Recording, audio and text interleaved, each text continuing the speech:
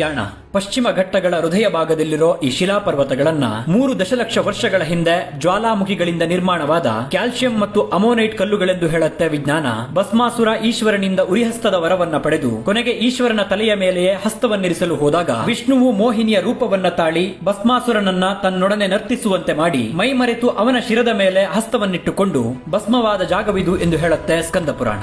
ಎತ್ತೆತ್ತರದ ಏಕಶಿಲಾ ಶಿಖರಗಳನ್ನ ಅದರ ತಳದಲ್ಲಿ ಬೃಹದಾಕಾರದ ಗುಹೆಗಳನ್ನ ಹೊಂದಿರೋ ಪ್ರಕೃತಿಯ ಈ ರಹಸ್ಯಮಯ ಜಾಗದೆಡೆಗೆ ರವಿ ಮೇಲೇರುವ ಹೊತ್ತಿಗೆ ಹೊರಟಿದ್ದ ಅಗಾಧವಾದ ಗಿಡ ಮರಗಳನ್ನ ಪ್ರಾಣಿ ಪಕ್ಷಿಗಳನ್ನ ಜರಿ ತೊರೆಗಳನ್ನ ಕಾಣುತ್ತಾ ಈ ಯಾಣವೆಂಬ ಅದ್ಭುತ ತಾಣವನ್ನ ತಲುಪಿದ್ದೆ. ಅಲ್ಲಿ ಹಚ್ಚ ಹಸಿರಿನ ಅರಣ್ಯದ ಮಧ್ಯದಲ್ಲಿ 120 ಮೀಟರ್ ಎತ್ತರದ ಭೈರವೇಶ್ವರ ಶಿಖರ ಮತ್ತು 60 ಮೀಟರ್ ಎತ್ತರದ ಮೋಹಿನಿ ಶಿಲಾ ಶಿಖರಗಳು ಗಗನಚುಂಬಿಯಾಗಿ ನಿಂತು ಈ ಅಡವಿಯ ಕಾವಲುಗಾರರಂತೆ ಕಂಗೊಳಿಸುತ್ತಿದ್ದವು. ಅವುಗಳ ಆಳದಲ್ಲಿದ್ದ ಗುಹೆಗಳು ಅವುಗಳೊಳಗಿನ ರಚನೆ ಮತ್ತು ವಾತಾವರಣವಂತೂ ಮತ್ತಾವುದೋ ಲೋಕಕ್ಕೆ ಹೊತ್ತೊಯ್ಯುವಂತಿದ್ದವು. 1800ರ ಹೊತ್ತಿಗೆ ಫ್ರಾನ್ಸಿಸ್ ಹ್ಯಾಮಿಲ್ಟನ್ ಎಂಬ ಬ್ರಿಟಿಷ್ ಅಧಿಕಾರಿಯಿಂದ ಈ ಕರಿಕಲ್ಲಿನ ಶಿಖರಗಳ ಇರುವಿಕೆಯ ಬಗ್ಗೆ ದಾಖಲಿಸಲಾಗುತ್ತೆ. ನಂತರದಲ್ಲಿ ಈ 3 ಕಿಲೋಮೀಟರ್ ಸುತ್ತಳತೆಯಲ್ಲಿ ಈ ರೀತಿಯ 61 ಶಿಲೆಗಳಿರುವುದನ್ನ ಪತ್ತೆ ಹಚ್ಚಲಾಗುತ್ತೆ. ಈ ಬಂಡೆಗಳಂಚಲ್ಲಿ ಅಸಂಖ್ಯಾತ ಜೇನುಹುಳುಗಳು ಆಶ್ರಯವನ್ನ ಪಡೆದಿವೆ. ಪಕ್ಷಿಗಳು ತಮ್ಮ ಪುಟ್ಟದಾದ ಗೂಡನ್ನ ಕಟ್ಟಿಕೊಂಡಿವೆ. ಈ ಗುಹೆಗಳ ಆಳದಲ್ಲಿ ಪ್ರಾಣಿಗಳು ವಾಸಿಸುತ್ತವೆ. ವನ್ಯ ಜೀವಗಳಿಗೆ ಆಶ್ರಯವನ್ನ ನೀಡುತ್ತಾ ಕಂಡ ಕಣ್ಣುಗಳಿಗೆ ಅದ್ಭುತ ಅಂತನಿಸುತ್ತಾ ಪ್ರಕೃತಿ ನಿರ್ಮಾಣಕ್ಕೆ ಸೋಜಿಗ ಸಾಕ್ಷಿಯಾಗಿ ಈ ಶಿಖರಗಳು ನಿಂತಿವೆ. ಈ ಯಾಣದ ಪ್ರಕೃತಿ ಸೌಂದರ್ಯವನ್ನ, ಇಲ್ಲಿಯ ಪ್ರಶಾಂತ ವಾತಾವರಣವನ್ನ,